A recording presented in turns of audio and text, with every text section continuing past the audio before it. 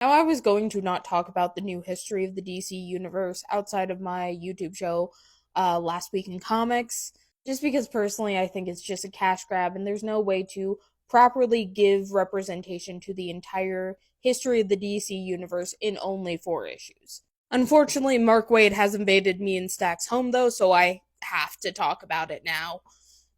Okay, so we start off pretty great. We have, the basic introduction of Booster Gold. Of course, I understand that it's going to be shortened because you have a lot to cover. I think this covers like the post-crisis era to about the mid 2010s. And we do get to see the original JLI in all of their glory, minus Dr. Light, who, yes, was mostly just on the covers, but I feel like she should get some representation here. I don't think she's really been in anything. Hell, we even get some more cameos from the Charlton gang.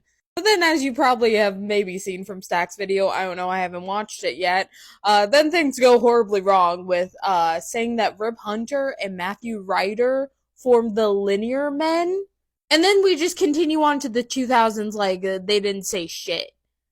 No mention of Time Masters or Time Masters 1990, despite the fact that the end book mentions it, like the like sort of credits that they give at the end has Time Masters, has Jeff Smith in it.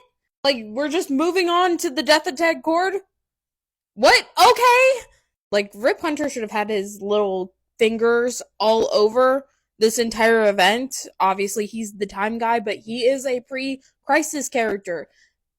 And also, why are we only bringing up his stuff in the 90s and then ignoring Time Masters 1990, arguably the biggest piece of character work he's had? And I'm really hoping that this isn't like the standard going forward because I feel like Time Masters 1990 is literally one of DC's greatest books, so to just ignore it like this, it hurts.